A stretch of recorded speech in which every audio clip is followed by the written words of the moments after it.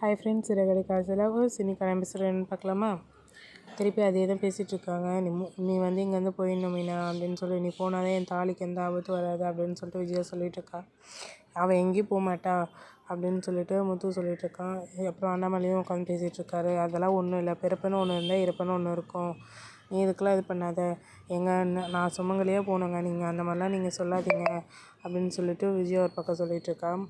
அதெல்லாம் நல்லபடியாக இருப்பார் அப்பா, நீங்கள் அதை நினச்சி எதுவும் ஃபீல் பண்ணாதீங்க அப்படின்னு சொல்லிட்டு முத்து சொல்கிறாரு. அதெல்லாம் நீ சொல்லாத, அவளை எங்கேருந்து அனுப்பு, அவள் ஏன் போகணும், அவள் இந்த வீட்டு மருமக அப்படின்னு சொல்லிட்டு சொல்கிறாங்க.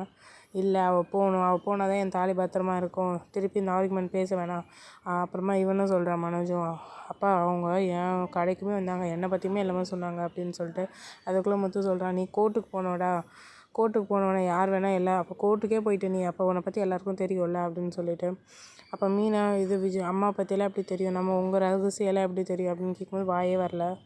அதுக்கப்புறம் திருப்பி இதை பற்றி தான் பேசிகிட்டு இருக்காங்க. மீனா அங்கேருந்து போகணும் அப்படின்னு சொல்லிட்டு மீனா இதெல்லாம் கேட்டு ரொம்ப அழ ஆரம்பிச்சிட்டா. அப்புறம் விஜயாவும் ரூமில் போய் அழுதுட்ருக்கா, என்ன பண்ணுறதுன்னு தெரில அப்படின்னு சொல்லிட்டு. அப்போ தான் சிந்தாமணி ஃபோன் பண்ணுறேன். என்ன மாஸ்டர் எப்படி இருக்கீங்க அப்படின்ட்டு.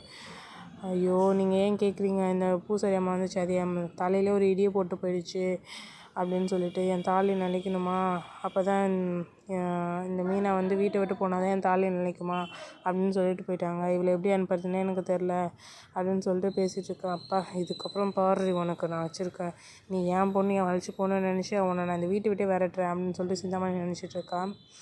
அதுக்கப்புறமா திருப்பி முத்தும் மீனாவும் ரூமில் பேசிகிட்ருக்காங்க.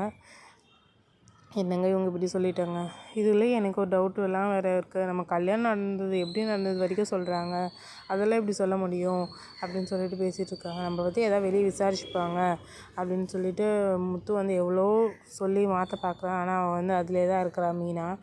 இவங்க ஏன் அந்த மாதிரி சொன்னாங்க, இது ஏன் இப்படி நடந்துச்சு அப்படின்ட்டு. நீ அது மாதிரிலாம் நினைக்காத மீனா, என் அப்பா வந்து பேரம்பேத்தியை நம்ம பேரம்பேத்தி வந்து இப்போ நம்ம பசங்களை வந்து பேரம்பேத்தியை நினச்சி பார்க்குற வயசு வரைக்கும் அவர் இருப்பார், நீ அதெல்லாம் எதுவும் நினைக்காத அப்படின்னு சொல்லிட்டு. அதுக்குள்ளே இந்த ரூமில் வந்து மனோஜும் விஜயாவும் பேசிகிட்ருக்காங்க.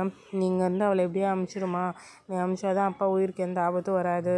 இந்த அம்மா பூசரியமாக வந்துச்சு, என் ஆஃபீஸ்க்கும் வந்துச்சு, வந்து சொல்லுது எனக்கு கல்யாணம் ஆகுமா, திருப்பி ரோகிணி கூட தான் ஆகுமா அப்படின்னு சொல்லிட்டு.